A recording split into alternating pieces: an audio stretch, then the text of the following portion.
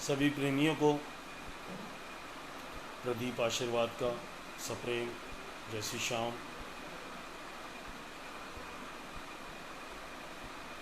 कुछ लोग जुड़ गए हैं। चित्रा जी, चित्रा श्रीवास्तव, विनय अग्रवाल, टीना मोंगा, अलका निगम, राकेश गुप्ता, मंजू गर्ग, प्रियंका गर्ग, महक गुप्ता, तोष भाई, राम राम, सभी को जय श्री श्याम। आइए प्रेमियों, श्रवण गुप्ता, सभी को जय श्री श्याम। कल 21 तारीख को हमारी थीम रही खाटू धाम। कल कार्यक्रम के पश्चात कई प्रेमियों के फ़ोन भी आए। कार्यक्रम के बीच में भी कई प्रेमियों ने बहुत अप्रिशिएट किया, बहुत सराहना की। आज आप लोगों के बीच ठाकुर के चरणों में ठाकुर की एक ऐसी लीला, ठाकुर का जो भी कर्म रहा, जो भी कार्य रहा, उसका उन्होंने जीवंत उदाहरण बना दिया, कर दिया। किसी के पुत्र बने तो पुत्र धर्म निभाया, किसी ने पति रूप में माना, उसको अपने में समा लिया। किसी के भाई बने तो भाई का धर्म निभाया। और एक मित्रता की जो मिसाल कन्हैया ने कायम की, वो भजन गायक भी, भजन के श्रोता भी, सभी उसको बड़े प्रेम से सुनते हैं। और वो प्रसंग है अपने आप में सुदामा चरित्र। आज भजन तो बीच में करेंगे ही, लेकिन आज की हमारी थीम सुदामा चरित्र है। सुदामा जी और कृष्ण की मित्रता, उसके विषय में आज कुछ बातें करेंगे। कुछ ठाकुर ने मुझे शब्द दिए थे भजन के रूप में, उन भजनों को सिलसिलेवार आप लोगों के समक्ष रखेंगे। तो सभी से मेरी ये प्रार्थना रहेगी कि आप लोग आज ध्यान लगाकर जुड़े रहें। मुझे तो ये प्रसंग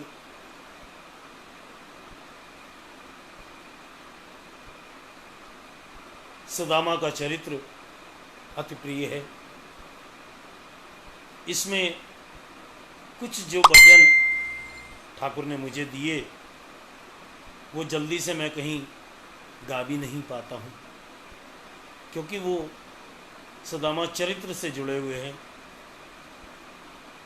तो मेरा आप लोगों से यही अनुरोध रहेगा कि आज कमेंट्स आप लोगों के मैं बार बार आपको नहीं कह पाऊँगा, बार बार बीच में मैं आप लोगों से शायद जय श्री श्याम भी नहीं कर पाऊँगा, क्योंकि उसके लिए मुझे पहले स्वयं को उसमें समाहित करना पड़ेगा, तब मैं आप लोगों को कुछ इस प्रसंग के विषय में बताऊंगा।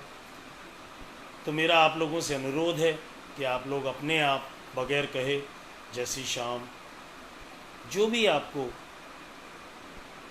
शब्द लिखना हो वो कमेंट्स में लिखते रहिएगा, लेकिन शेयर ज़रूर करते रहिएगा। हर व्यक्ति, हर प्रेमी अगर एक शेयर भी करेगा, अपने प्रोफाइल से अपना कोई भी पेज बना रखा हो, उससे आप लोग शेयर करते रहिएगा, ताकि और प्रेमी भी इस कार्यक्रम को देख पाएँ। आइए एक बार मैं पुनः जो जुड़ चुके हैं सभी का धन्यवाद अदा कर दूं। श्रवण गुप्ता, राजीव अग्रवाल, टीटू भाई, कविता केडिया गुप्ता, डॉली मित्तल, राइंदर मोंगा, पवन जिंदल, जगदीप चोपड़ा, देवेंद्र भाई साहब राम राम, सभी को जय श्री श्याम। पुष्पा राठी जी जय श्री श्याम, रूपाली गर्ग, मणिका मित्तल, दया अग्रवाल, सुरेंद्र मंगल, टीना मोंगा, सोनू अरोड़ा, मंजू अग्रवाल, ACS हिना अग्रवाल, राखी गुप्ता, जय श्री श्याम सभी को। राखी गुप्ता चरण वंदन भेज रही हैं, जय श्री श्याम। बालकिशन गोयल, बाले भाई, जय श्री श्याम। और जो भी अब जुड़े तो वो लोग इस बात को न समझें, क्योंकि संजय कुमार इज़ वॉचिंग। जय श्री श्याम भाई। आइए ठाकुर के चरणों में अब ध्यान लगाकर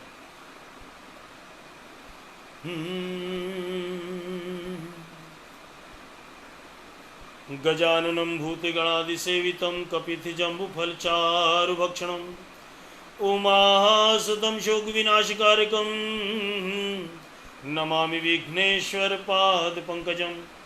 गुरुर्ब्रह्मा गुरुर्विष्णु गुरुर्देवो महेश्वरः, गुरुः साक्षात् परब्रह्म तस्मै श्री गुरुवे नमः।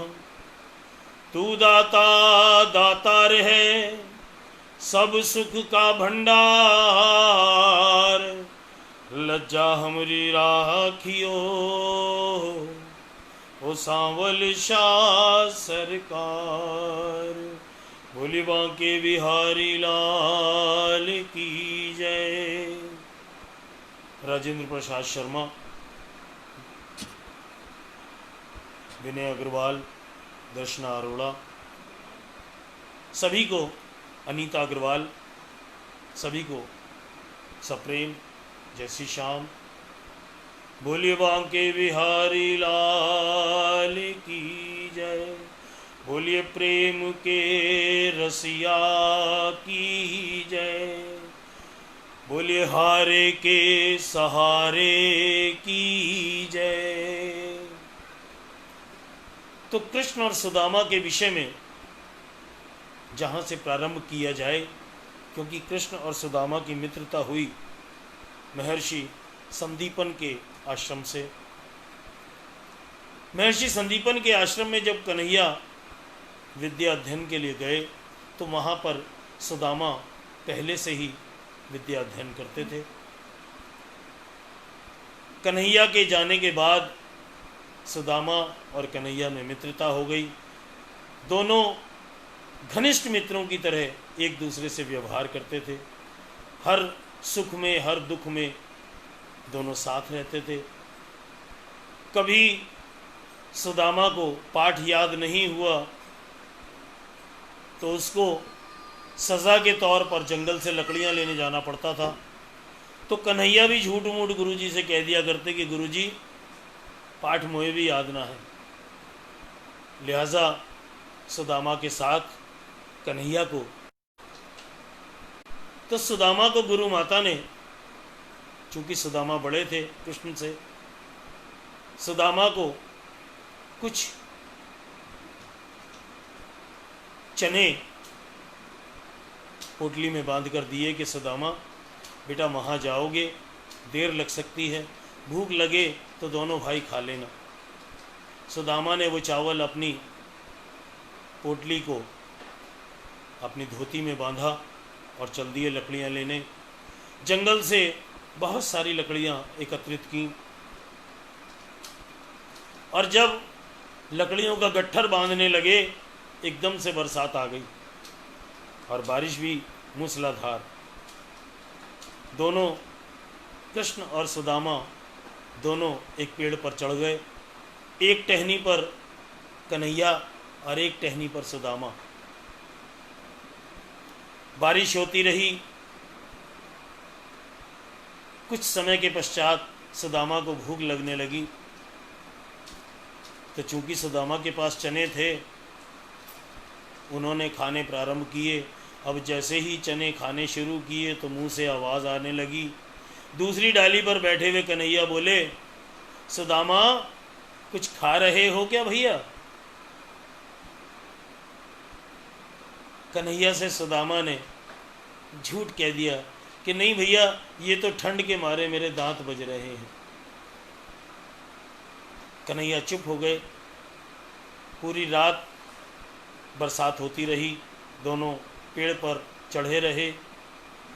बीच बीच में सुदामा थोड़े थोड़े करके चने खाते रहे, और हाल ये हुआ कि जब तक बारिश रुकी तब तक वो सारे चने समाप्त कर चुके थे। बारिश के रुकने के पश्चात दोनों पेड़ से नीचे उतरे तो कन्हैया चक्कर खाकर गिर पड़े। ये उनका छलिया रूप है। वो सीधे सीधे किसी से शिकायत नहीं करते, पहले जता दिया करते हैं, बता दिया करते हैं। एक बार मैं चाहूँगा जयकार लगा दें आप लोग, बांके बिहारी लाल की जय। बोलिए कृष्ण कन्हैया लाल की जय। अब जैसे ही सुदामा ने उनको छुआ, बोले कन्हैया क्या बात? कन्हैया बोले, सुदामा मुझे भूख लग रही है, वो गुरु माता ने जो चने दिए थे, थोड़े से चने मुझे दो ना। अब सुदामा के पास चने हों तो वो दे, चने तो सारे खा चुके। सुदामा ने कन्हैया से कहा, कन्हैया मेरे पास चने नहीं रहे, वो कहीं गिर गए।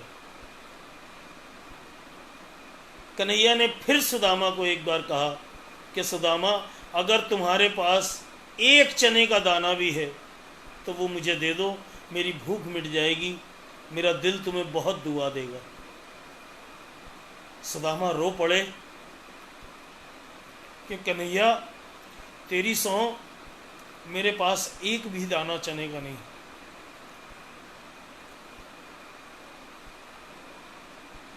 सुदामा से ऐसी बात सुनकर कन्हैया सुदामा को कहने लगे, सुदामा तुम जानते हो दूसरे का हक मार के खाने वाला दरिद्री होता है, उसको दरिद्री भोगनी पड़ती है।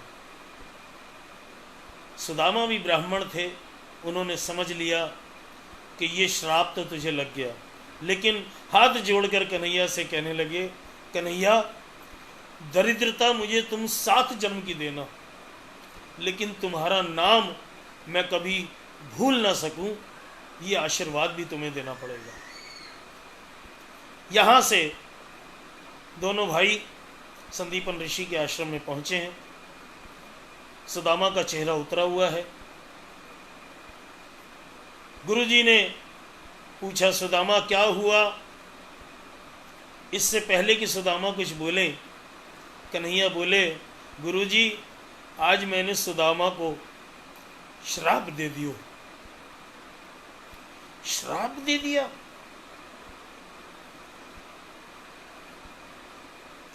गुरुजी समझ गए कि कोई अनहोनी घट गई है,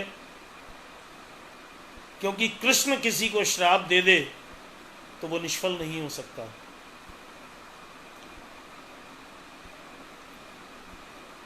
कुछ समय के पश्चात जब विद्या अध्ययन दोनों का पूरा हो गया, दोनों अपने अपने घरों को लौट गए और थोड़ी अवस्था बढ़ी, दोनों की शादियां हो गईं। कन्हैया द्वारकाधीश बन गए।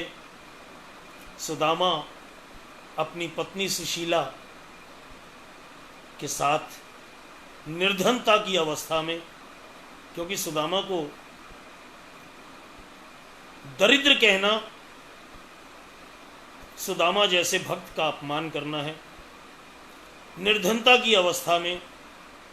और निर्धनता कैसी है कि 4 बच्चे हैं, एक धोती है, आधी धोती में सुदामा जी अपना तन ढकते हैं, तो आधी धोती में सुशीला जी अपने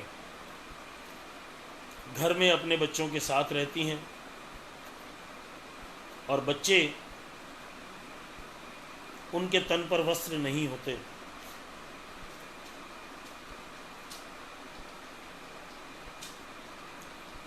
कुछ समय बीतता रहा। एक बार अचानक अपने महल में बैठे बैठे कन्हैया को सुदामा की याद आ गई। देखो प्रेमियों, परमात्मा को हम याद करते हैं,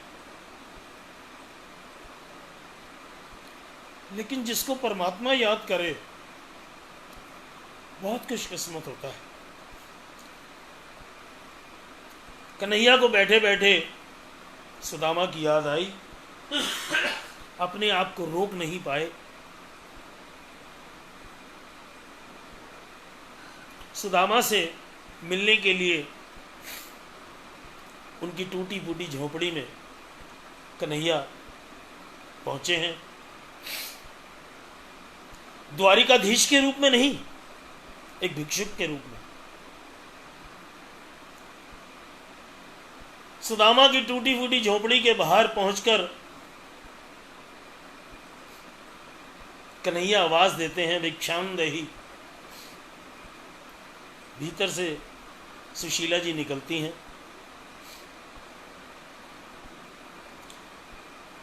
पहले उन्होंने आवाज दी है, जब कोई जवाब नहीं मिला तो कन्हैया देखिए किस तरीके से एक छोटे से भजन के माध्यम से आप लोगों को बताने का प्रयास करता हूं।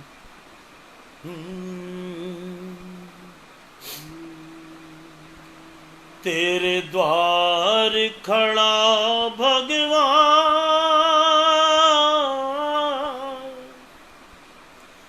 तेरे द्वार खड़ा भगवान, भगत भर दे रे झोली, भगत भर दे रे झोली।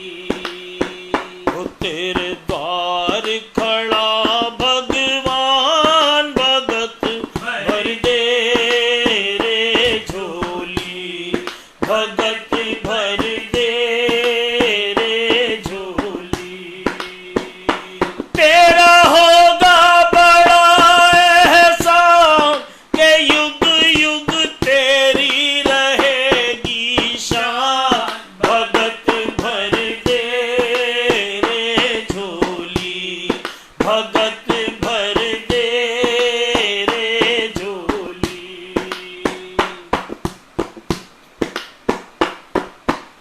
डोल उठी है सारी धरती देख ले, डोला गगन है सारा, भीख मांगने आया तेरे दर, ये जगत का पालन हारा रे, जगत का पालन हारा। मैं आज तेरा मेहमान, तू कर ले मुझसे जरा पहचान, भगत भर दे रे झोली, भगत भर दे रे झोली। वो तेरे द्वार खड़ा भगवान,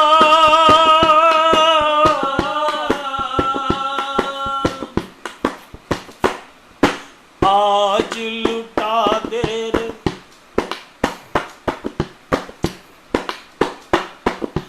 आज लुटा दे रे सर्वस्व अपना, माल कहना मेरा मिट जाएगा पल में तेरा, जन्म जन्म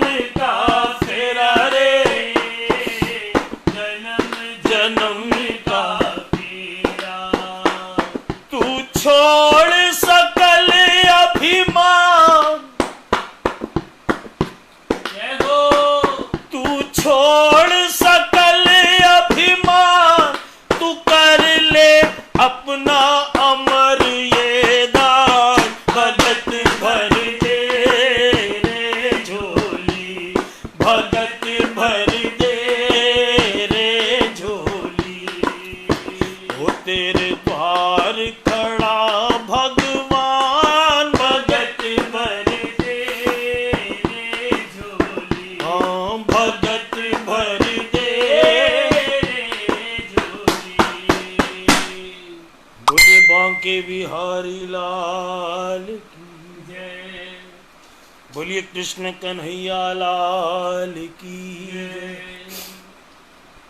भीतर से सुदामा जी की पत्नी सुशीला जी ने झांक कर देखा। बोली कौन? बोले मां भिक्षान दे। सुशीला जी भिक्षुक के रूप में आए। कन्हैया को कहती हैं, विप्रवर हमारे घर में तो सूतक लगा है। सूतक लगा है? कितने दिन का? कि हमारे यहाँ दिन का नहीं, महीने का नहीं, साल का नहीं, हमारे घर तो इस जन्म का सूतक लगा है। सुदामा जी का हाल ये था, किसी के घर भी भिक्षा मांगने जाना, एक घर में दिन में एक बार, जो उसने दे दिया, क्योंकि वहां पर भी वो जाकर भिक्षा नहीं मांगा करते थे। किसी एक घर के सामने जाकर खड़े हो गए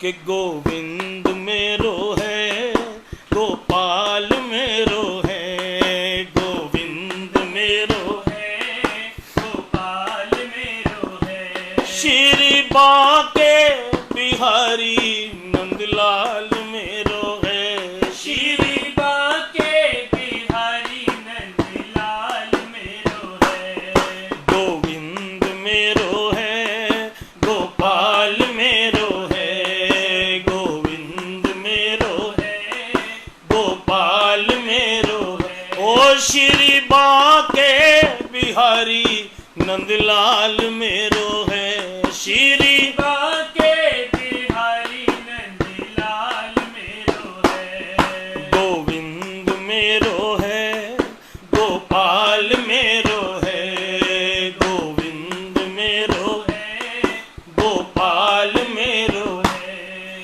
इतना भजन करना और जो कुछ वहां से मिल जाना वो लाकर घर पे देना।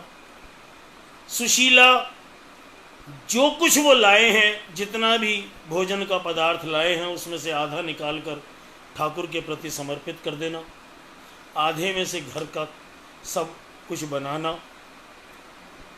पहले पति को देना, कुछ बच्चों को देना, और फिर कुछ बच जाए तो स्वयं भोजन ग्रहण करना। ये उसका नियम था।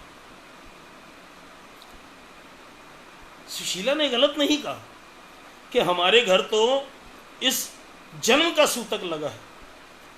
तो कन्हैया बोले, अगर मैं समझ रहा हूं तो क्या ये सुदामा जी का घर नहीं है? महान सुदामा जी का, जो कि द्वारिकाधीश के परम मित्र हैं। अगर वो अपने मित्र से कुछ मांगने के लिए जाएं तो वो इतना दे सकते हैं कि ऐसी हालत तो रहेगी ही नहीं। सुशीला के दिमाग में ये बात बैठा गए कन्हैया, और इतना कह के कन्हैया अपनी द्वारिका को लौट जाते हैं। सायंकाल में जब सुदामा जी आते हैं, सुशीला ने भोजन पहले कराया,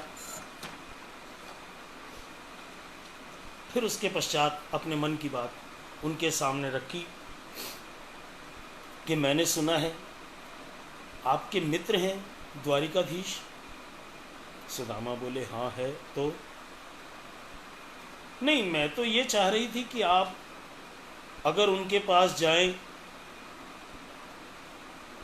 सुदामा जी बोले देखो वो द्वारिकाधीश है, अपने घर होगा, मैं उससे मांगने नहीं जाऊंगा। मैं उससे मांगने क्यों जाऊं? उसको देना होगा अपने आप मुझे यहां देगा, मैं उससे मांगने नहीं जाऊंगा। तो सुशीला बोली कि चलो मांगने मत जाना, एक बार अपने दोस्त से मिलने के लिए भी नहीं जा सकते क्या? उसने तो ये सोच के बोला कि अपने दोस्त से मिलने जाएंगे, हो सकता है इनकी हालत देखकर वो अपने आप ही दे दे, मांगने की आवश्यकता ही ना पड़े। सुदामा जी ने साफ साफ शब्दों में कह दिया कि देख, अव्वल तो मैं जाऊंगा नहीं, और जाऊंगा तो मांगूंगा नहीं, और अगर खुद अपनी इच्छा से वो देना चाहेगा तो लूंगा भी नहीं। सुशीला यहां पर निरुत्तर हो गई, लेकिन अपने बच्चों की तरफ देखकर सुदामा जी से क्या कहती हैं, आइए इस बात को यहाँ पर रखना आवश्यक हो जाता है। एक बार मैं चाहूँगा जयकार मेरे कन्हैया का, बोलिए बांके बिहारी लाल की जय, बोलिए कृष्ण कन्हैया लाल की जय, बोलिए सच्चे दरबार की जय। तो बोली सुशीला सुदामा से,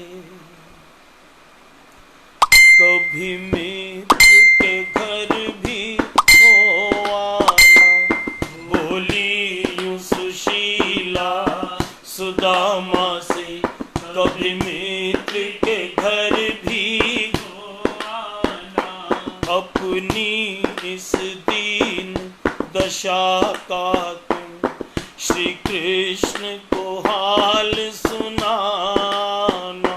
अपनी इस दीन दशा का तुम श्री कृष्ण को हाल सुनाना।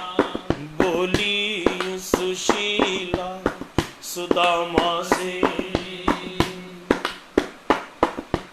सुदामा जी आज सुशीला को सारी बात बताते हैं और फिर कहने लगे, बचपन में जो अपराध किया उसकी तो सजा मैं पाऊंगा। हक मार के खाया था मोहन का, अब क्या मूले कर जाऊंगा। मैं खुद शर्मिंदा हूँ खुद से, मत कहो मित्र के हो आना। बोली सुशीला सुदामा से। इतनी बात सुनी सुदामा जी की, बोली देखो मैं अपने लिए तुमसे कुछ नहीं कह रही, लेकिन बच्चों के तन पर वस्त्र नहीं और 5 रोज से भूखे हैं। आंखों से भूख झलकती है पर फिर भी वो चुप बैठे हैं। बच्चों को पता है कि कुछ खाने को आएगा तो हमें मिलेगा, लेकिन जब आया ही नहीं। माँ की ममता ना देख सके बच्चों का भूखा रह जाना। बोली मैं जाकर मांगूंगा नहीं, अगर अपने आप कुछ दे देगा तो ले आऊंगा। क्योंकि सागर में से तो अगर कुछ पात्र लेकर ना भी जाओ, नदी में से तालाब में से सागर में से और वैसे ही उतर जाओ तो इतना तो सागर या नदी या तालाब वैसे ही दे देता है जितनी सुदामा को जरूरत थी। लेकिन सुदामा जी अब क्या कह रहे हैं? वो द्वारका नगरी का राजा कैसे उससे मिल पाऊंगा,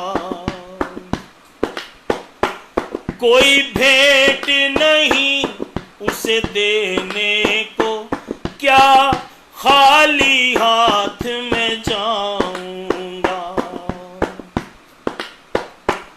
ऐसे जाने से बेहतर है भूखे ही रह कर मर जाना, बोली सुशीला सुदामा से। सुदामा की ये बात सुनकर सुशीला को सही लगा कि ये बात तो सही कह रहे, खाली हाथ तो नहीं जाना चाहिए। यहां पर एक सोचने वाली बात है कि एक अमीर दोस्त अपने गरीब दोस्त के यहां ऐसे ही जा सकता है, लेकिन गरीब दोस्त को अगर अमीर दोस्त के यहां जाना है तो उसको बड़ी तैयारी करनी पड़ती है। कपड़े ना भी हो तो जैसे हो कम से कम उन्हें ठीक ठाक तो करना पड़ता है। अब सुशीला पड़ोस में गई और अपनी पड़ोसन से बोली कि बहन मुझे 2 मुट्ठी चावल दे दो, मेरे पति अपने दोस्त से मिलने जा रहे हैं द्वारकाधीश से, जब वो वहां से लौट कर आएंगे तो तुम मुझसे 2 मुट्ठी की जगह 20 मुट्ठी चावल ले लो। अब पड़ोसन ने भी जब ये सुना कि द्वारकाधीश से मिलने जा रहे हैं, उसने भी 2 की जगह 4 मुट्ठी दिए। यहां पर सोचने वाली बात यह है कि परमात्मा के नाम पर कभी किसी काम में कोई कमी नहीं आती। 4 मुट्ठी चावल लेकर आई, 2 मुट्ठी चावल सुदामा जी को देने लगी। अब गरीबी ऐसी की बांध के किसमें दे। पल्लू फाड़ा फिर साड़ी का, कुछ चावल उसमें बांध दिए, आशीर्वाद दिया बच्चों को, तेजी से सुदामा चाल दिए। और जैसे ही वो घर से बाहर निकले, सुशीला ने फिर कहा सबको क्या बताओगे? श्री कृष्ण का मित्र सुदामा हूँ, जाकर के ये सबको बतलाना, बोली सुशीला सुदामा से, कभी मित्र के घर भी हो आना, अपनी इस दीन दशा का तुम श्री कृष्ण को हाल सुनाना, बोली सुशीला सुदामा से। सुदामा जी अब वो 2 मुट्ठी चावल लेकर चल दिए हैं। बीच रास्ते में नदी पड़ती है। अब नदी पार कैसे करें? सोच रहे हैं कि कन्हैया इतनी परीक्षा लेगा, यहां पर कोई साधन भी नहीं है जो मैं नाव पार कर लूं, सर्दी का मौसम है, पानी में भीग कर कैसे जाऊं, तैरना आता नहीं है। इतने में देखा सुदामा ने तो दूर से एक नाव चली आ रही है। उसमें जो मल्लाह बैठा है वो सिर्फ एक ही बात कहता हुआ नाव को खेता हुआ किनारे तक लाया है। क्या कह रहा है कि तेरा राम जी करेंगे बेड़ा पार, उदासी मन काहे को डरे, तेरा राम जी करेंगे बेड़ा पार, उदासी मन काहे को डरे, काहे को डरे रे, काहे को डरे, काहे को डरे, तेरा राम जी करेंगे बेड़ा पार, उदासी मन काहे को करे, तेरा राम जी करेंगे बेड़ा पार, उदासी मन काहे को करे। नाव किनारे पर आकर लगी। मल्लाह को देखा तो सुदामा के दीन भाव कि भैया मुझे पार करा दो। अब वो मल्लाह कौन है? मल्लाह के रूप में स्वयं ठाकुर मेरे कृष्ण मल्लाह के रूप में नाव लेकर आए हैं। उनसे सुदामा प्रार्थना कर रहे हैं कि भैया मुझे पार करा दो। सुदामा से मल्लाह बोले, भैया बैठो, मेरा तो काम ही यही है, मैं तो सबको पार ही कराता हूं। बैठे, नाव चल दी है।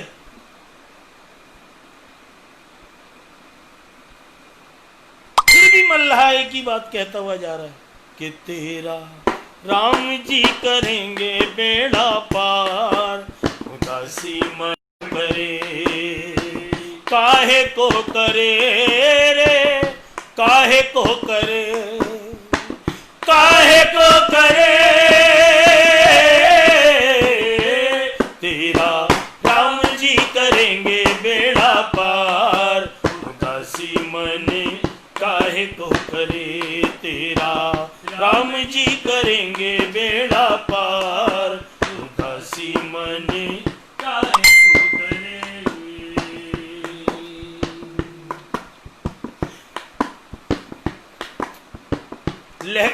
लहरों को काटती हुई नाव परली पार पहुंची। जैसे ही किनारे पर लगी, सुदामा जी उतरकर चलने लगे, और जैसे ही वो चलने लगे तो मल्लाह सुदामा जी को कहने लगे, अरे भैया सवेरे सवेरे तुम्हें गंगा पार कराई है, कुछ मजदूरी तो दो। सुदामा जी की आंखों में आंसू भर आए। बोले, भैया मेरे पास देने के लिए कुछ नहीं।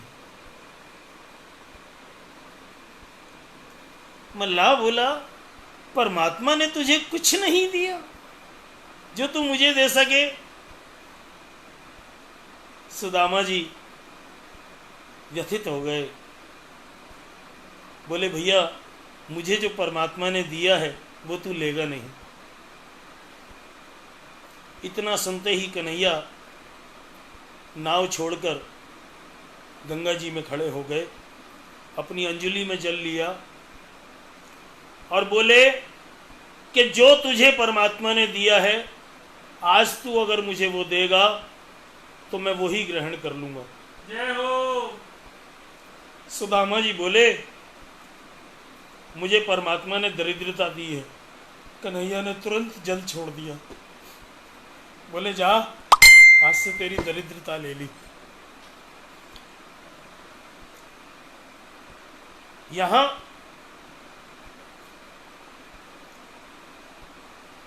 देखने और सोचने वाली बात यह है कि जो परमात्मा की राह पर चल पड़ा वो दरिद्री तो हो ही नहीं सकता। माया उसका कुछ नहीं बिगाड़ सकती जिसका रिश्ता मायापति से। अब सुदामा चल दिए हैं। गंगा जी पार करने के बाद भी काफी दूर द्वारिकाधीश का महल है। चलते गए, रास्ते में कांटे, कंकर, पत्थर चुभने लगे, पैर जख्मी हो गए। एक जगह बड़े से पत्थर से ठोकर खाई और एक कन्हैया कहकर गिर पड़े और बेहोश हो गए। अब अपने महल में बैठे हुए कन्हैया को भी तो इंतजार है कि सुदामा जी को देर क्यों लग रही है। जब उन्होंने देखा कि सुदामा ठोकर खाकर बेहोश होकर गिर पड़े हैं, तुरंत गरुड़ को आदेश दिया कि जाओ, हमारे मित्र वहां पर बेहोश पड़े हैं, उनको ले आओ। गरुड़ बोले, प्रभु मैं पहचानूंगा कैसे कि तुम्हें ज़्यादा देर नहीं लगेगी, 5-7 रोज़ का भूखा होगा, तन पर कपड़े नहीं होंगे, सर पे टोपी नहीं होगी, पैरों में चप्पल नहीं होगी, आराम से पहचान लोगे। तो गरुड़ भी हंसने लगे कि प्रभु सारे भक्त आपके ऐसे ही मिलेंगे क्या, या ऐसा होने तक आप उन पर कृपा नहीं करते क्या। गरुड़ चल दिए हैं, उठाया है, महल के बाहर सुदामा को छोड़ दिया है। सुदामा जी की जब मूर्छा टूटी तो देखा तो द्वारकाधीश के महल के बाहर ही खड़े हैं। द्वारपाल से जाकर प्रार्थना की है। द्वारपाल से बोले कि जाओ, भीतर जाओ और द्वारकाधीश को कहो कि उनके मित्र आए हैं। द्वारपाल ने भी उनको ऊपर से नीचे तक देखा।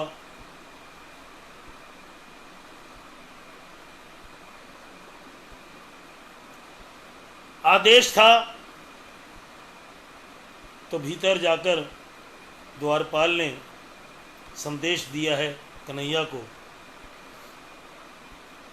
तो कन्हैया की हालत क्या हुई है, उस संदेश को सुनते ही आइए एक छोटे से भजन के माध्यम से बताने का प्रयास करता हूँ। उसके बाद प्रसंग को आगे बढ़ाएंगे।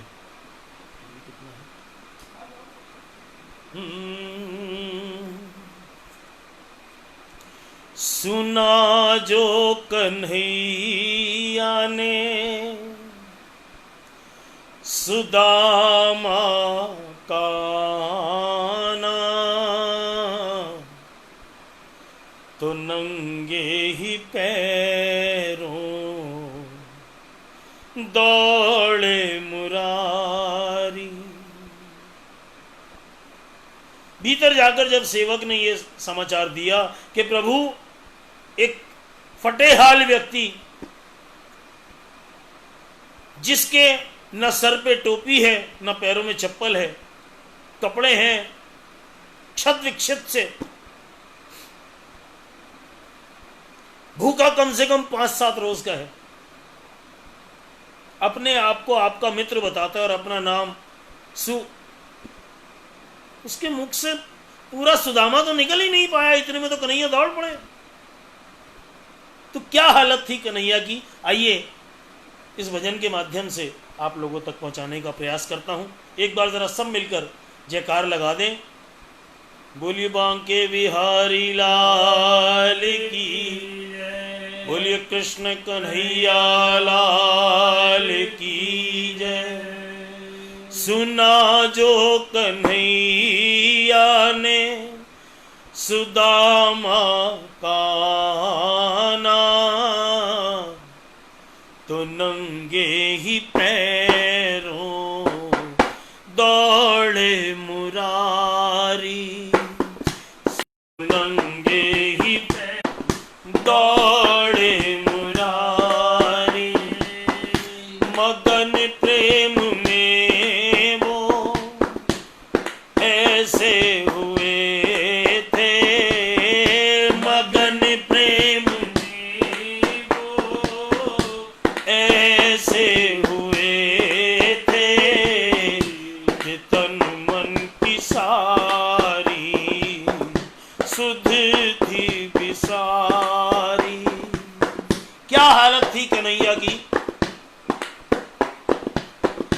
कहीं टूट कर के गिरी रत्न माला, कहीं पर गिरा उनके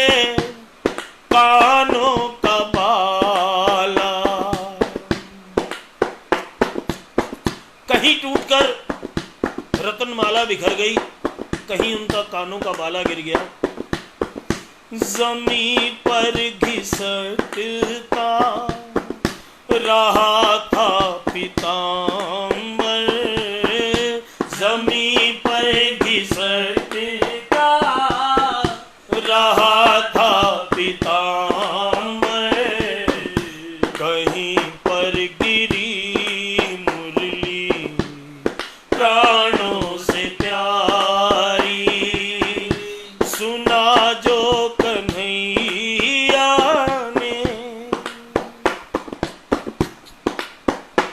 बाहर तक आए,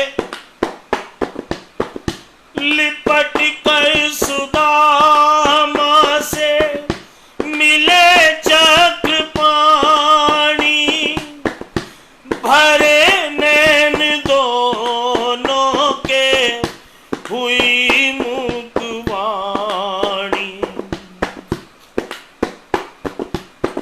नहीं कह सका कुछ जुबां से सुदामा, नहीं कह सका कुछ जुबां से सुदामा, नहीं कह सके कुछ भी बाके बिहारी, सुना जो कन्हैया ने।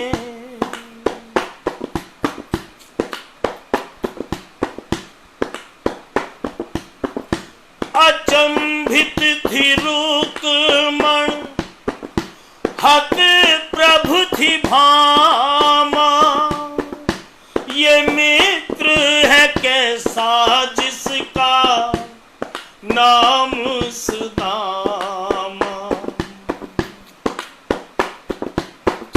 आंसुअन के जल से चरण को पखारा, आंसुअन के जल से चरण को पखारा, धरी की धरी रह गई गंगा जल झारी, सुना जो कन्हैया ने।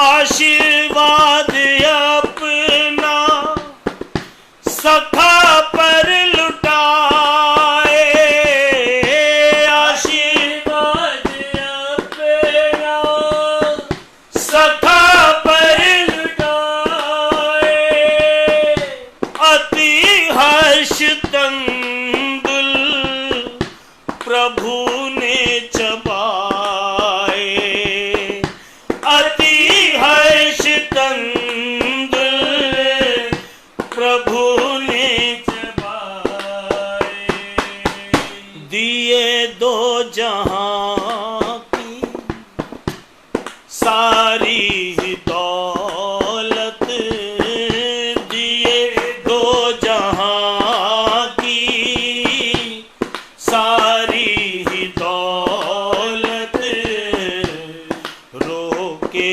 रुके ना बाके बिहारी, सुना जो कन्हैया ने सुदामा का आना, तो नंगे ही पैरों दौड़े मुरारी। सुदामा को लेकर भीतर आए हैं। एक बार जय घोष तो आप लोगों की बनती है। बोलिए बांके बिहारी लाल की जय, बोलिए कृष्ण कन्हैया लाल की जय। महल में लेकर आए हैं, अपने बराबर के आसन पर कन्हैया ने सुदामा को बैठाया। गंगा जल लेकर आई हैं सत्यभामा और रुक्मिणी, लेकिन जब तक वो गंगा जल लेकर आती तब तक तो अपने आंसुओं के जल से कन्हैया सुदामा के चरण धुला चुके थे। यहाँ पर एक मन में भाव आया कि ठाकुर ने अपने चरणों के, अपने आंसुओं के जल से सुदामा के चरण क्यों धुलवाए। क्योंकि प्रेमियों, कभी भी आप लोग नोट करना, अगर चलने से पैरों में थकान होती है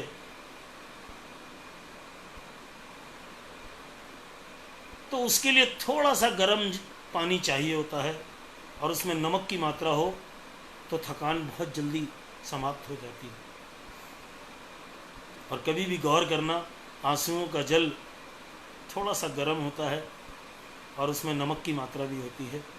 तो इसलिए आंसुओं के जल से कन्हैया ने सुदामा के चरण दिलवाए हैं। अपने हाथों से सुदामा को नहला धुला के भोजन कराने बैठे हैं। सत्यभामा और रुक्मिणी पंखा झल रही हैं, कन्हैया अपने हाथों से भोजन करा रहे हैं सुदामा को।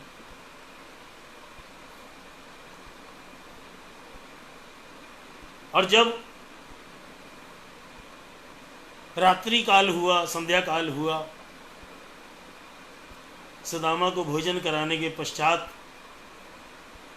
उनको शयन कक्ष में ले गए हैं, लिटाया है, सुदामा के चरण दबाने लगे। सुदामा बोले भैया,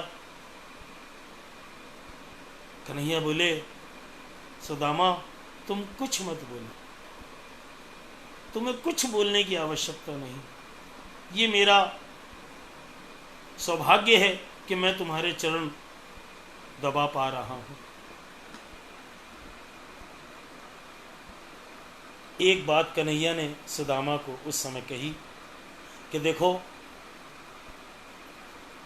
कल दरबार में सारी प्रजा आएगी, लोग तुमसे मिलने आएंगे,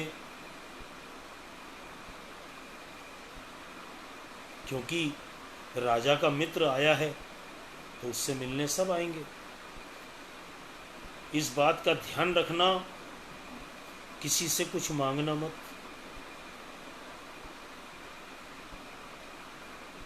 किसी से कुछ मत मांगना। सुदामा अपने मन में सोचने लगे कि मुझे मांगने की आवश्यकता क्या है, जब मैं तेरे पास हूं तू अपने आप देगा, नहीं मांगूंगा। सवेरा हुआ, सुदामा को अपने बराबर के आसन पर बैठाया, प्रजा बारी बारी उनका दर्शन करके जाए तो सबको कन्हैया एक ही बात कहें कि देखो ये ऐसे ब्राह्मण हैं जो किसी से कुछ मांगते नहीं, ऐसे ब्राह्मण हैं जो किसी से कुछ नहीं मांगते।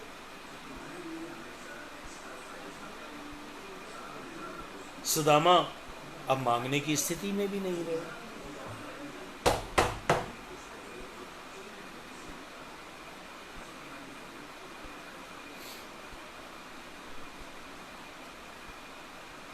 दो तीन दिन तक सुदामा कन्हैया के पास रहे हैं।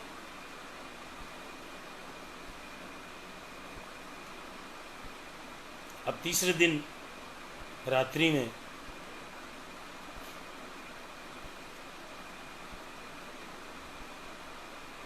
सुदामा अपने मन में सोचने लगे कि कल सवेरे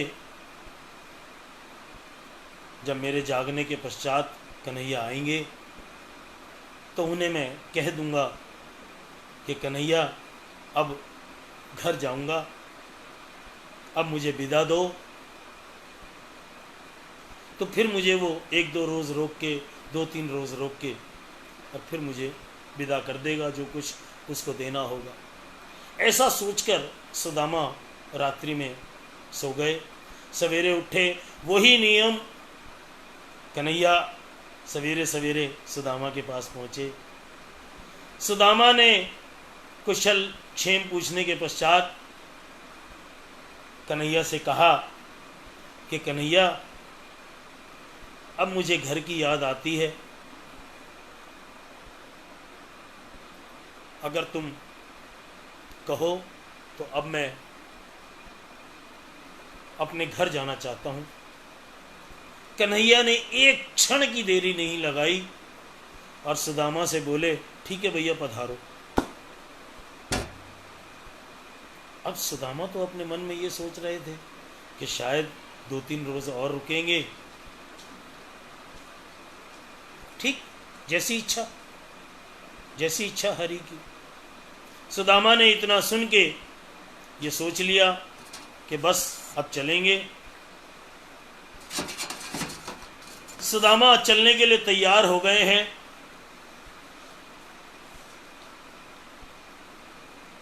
कन्हैया से गले मिले और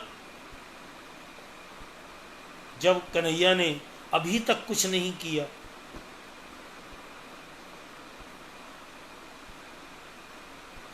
कि शायद अपने मन में सोचा उन्होंने कि शायद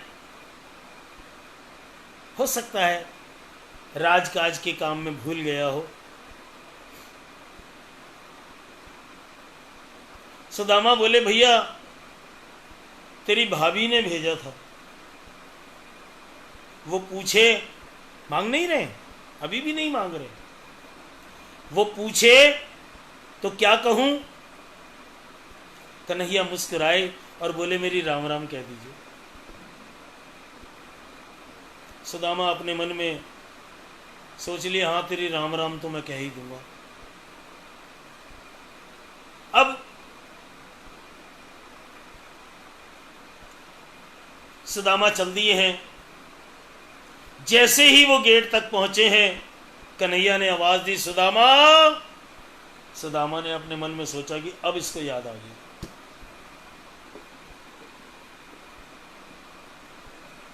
पूछा रुकमणी ने हमसे, पूछा रुकमणी।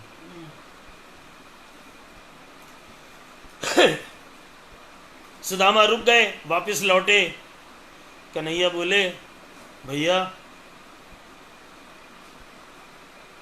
हाँ कन्हैया बोलो, कि जो वस्त्र पहन रखे हैं ना तुमने, ये मेरे। सुदामा को काटो तो खून नहीं। अपने मन में सोचने लगे, कुछ दिया नहीं, किसी से लेने दिया नहीं।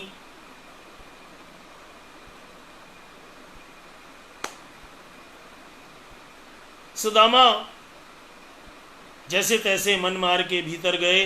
वो कपड़े बदले, अपनी फटी हुई धोती पहनी और जब चलने लगे, हाथ जोड़कर कन्हैया से बोले, ठीक है भैया। कन्हैया बोले, ठीक है भाई, अब पधारो।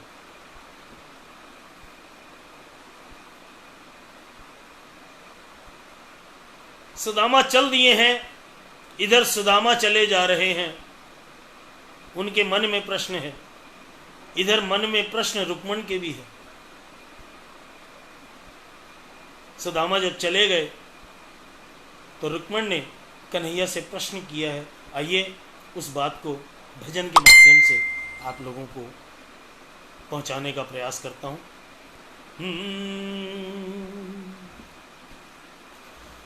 तो पूछा रुक्मण ने मोहन से तुम तो, पूछा रुक्मण ने मोहन से तुम तो,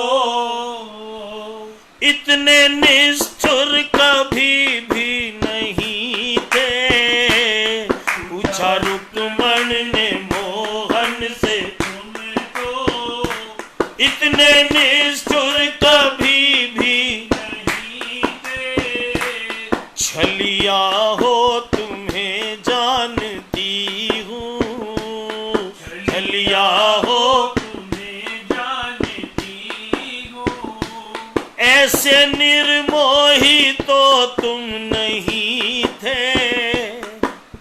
कन्हैया को रुक्मणी ने कह दिया कि ऐसे निर्मोही तो नहीं थे।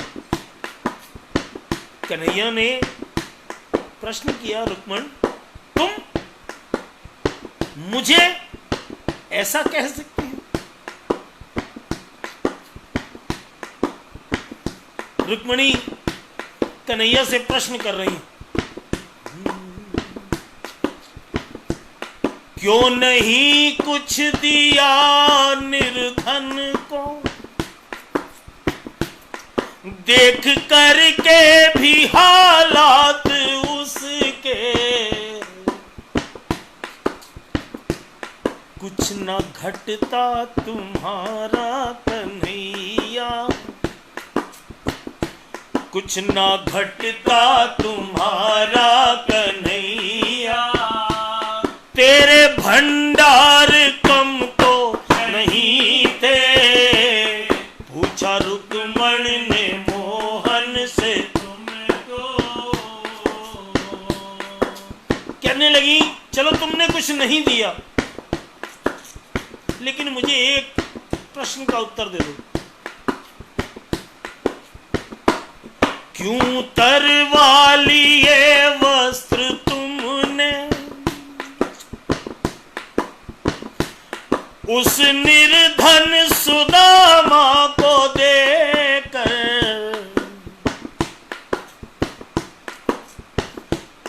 दो ही कपड़े थे तुम मांग बैठे, दो ही कपड़े थे तुम मांग बैठे, कपड़े तुम पर तो कम भी नहीं थे, पूछा रुक्मण ने मोहन से तुमको, कन्हैया बोले ये बात अब समझ में आई, तुम ऐसा क्यों कह रही? बोली रुक्मिणी अब समझो, जब से सुदामा अपने घर से यहां पे आया है तब से उसकी पत्नी और बच्चे भूखे बैठे,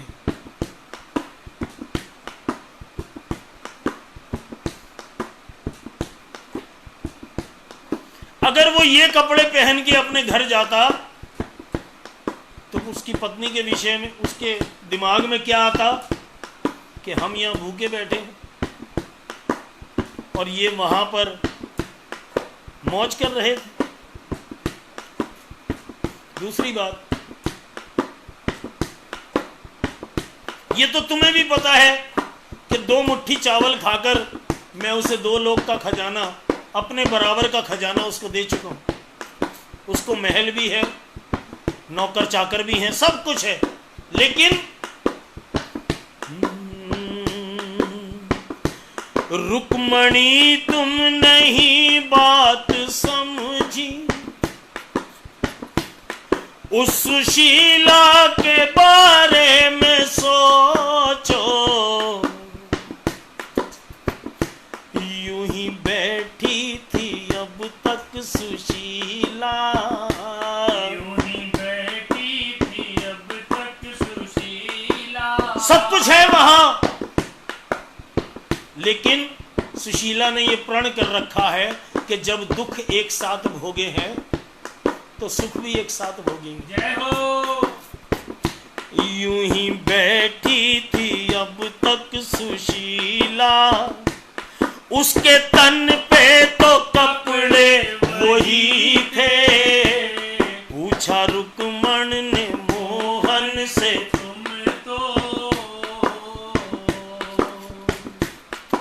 और दूसरी बात ये सोचो सुशीला, रुक्मिणी, सुदामा यहां से हो सकता है मुझसे नाराज होकर गया हो, लेकिन वहां जाकर तो खुश हो जाएगा। उसके पास यहां जो हम लोगों ने, तुम लोगों ने उसकी सेवा की, उसके पास याद होगा, उसके पास मेरी कृपा का पाया हुआ सारा वो ऐशो आराम होगा, लेकिन मेरे पास सुदामा की क्या निशानी रहती?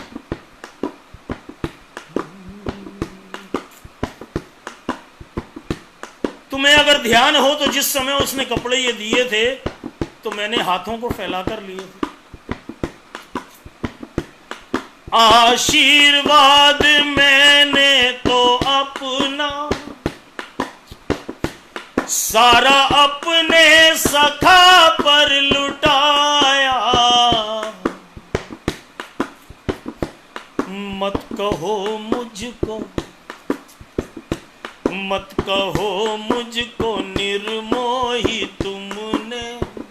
मैं तो तीसरा लोक भी दे रहा था, तुमने ही तो मेरा हाथ पकड़ा था और ये कह दिया था कि प्रभु आप सुदामा को अपने जैसा कर लो,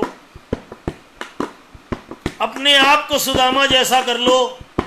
लेकिन ये तो सोचो, क्या हम सुशीला बनने लायक हैं?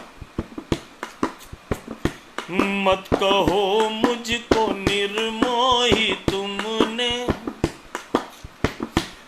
देते के हाथ पकड़े नहीं थे। पूछा रुक्मण ने मोहन से, तुम तो इतने निष्ठुर कभी भी नहीं थे। छलिया हो तुम्हें जानती हूँ, ऐसे निर्मोही तो तुम नहीं थे।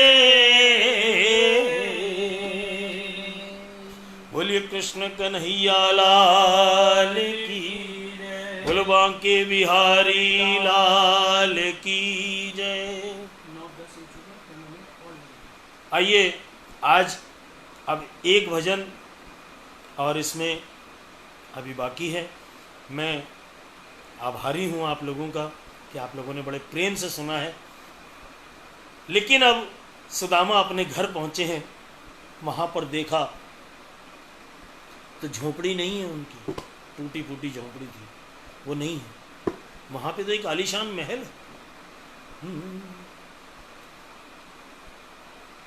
तो फूटे घर की जगह महल ने,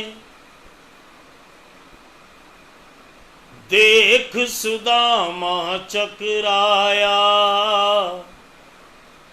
मोहन ने ये क्या कर डाला, सोच सुदामा घबराया।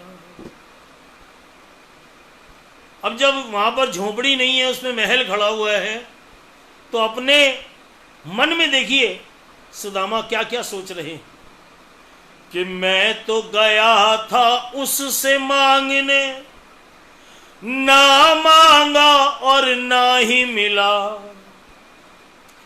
देने दिया ना खुद ही दिया, कैसा निर्मोही कृष्ण मिला। और बाद में छीन लिया मेरा टूटा घर, उस पे भी कब्जा करवाया।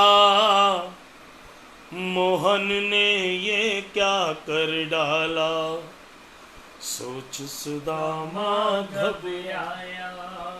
अब सुदामा द्वारिका की सारी बातें सोच रहे हैं कि खूब खिलाया, खूब पिलाया, खूब मेरी मनहार करी। अपने हाथों पांव दबाए, भामा रुक्मण साथ हरी।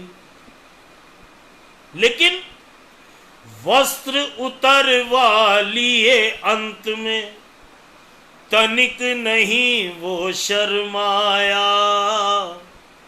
मोहन ने ये क्या कर डाला, सोच सुदामा घबराया।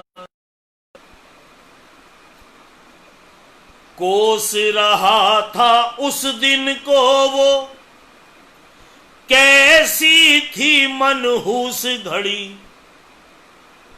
कि मदद मांगने जाऊं द्वारिका, विपदा ऐसी आन पड़ी।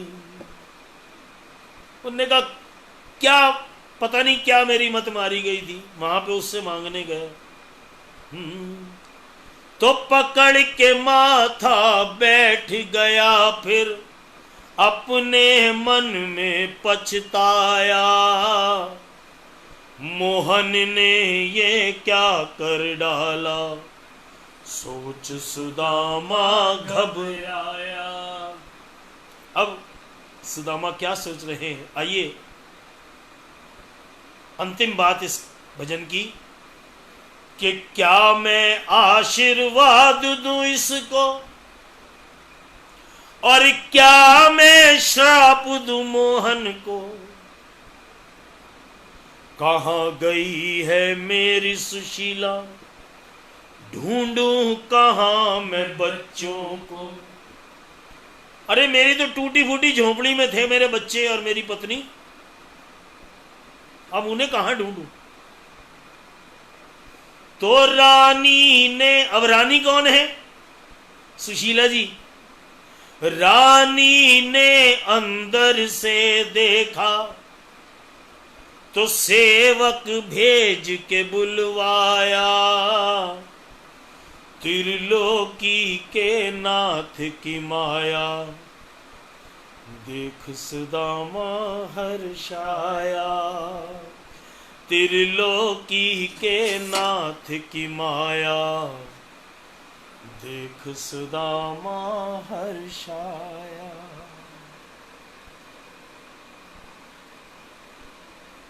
ये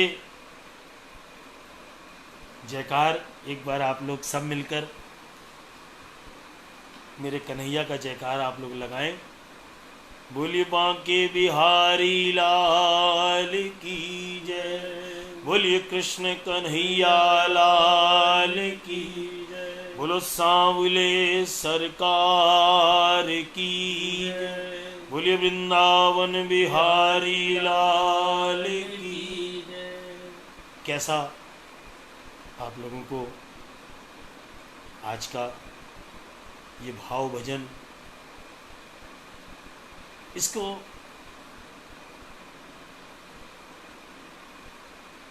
आप लोगों ने बड़े प्रेम से सुना है। मनोज भाई, जैसी शाम, आज मन था, बहुत से लोग मुझे कहा करते थे प्रदीप जी सुदामा सुनाइए, सुदामा सुनाइए। कीर्तनों में संभावना नहीं होती इसकी, संभवतः सुना भी दूं, लेकिन सुनने वाले भी तो होने चाहिए ना। कीर्तन में साज चाहिए, आवाज़ चाहिए, तो समाज भी चाहिए। आप लोगों ने जितने प्रेम से आज ये बैठकर सुना है, आभार व्यक्त करता हूँ आप लोगों का।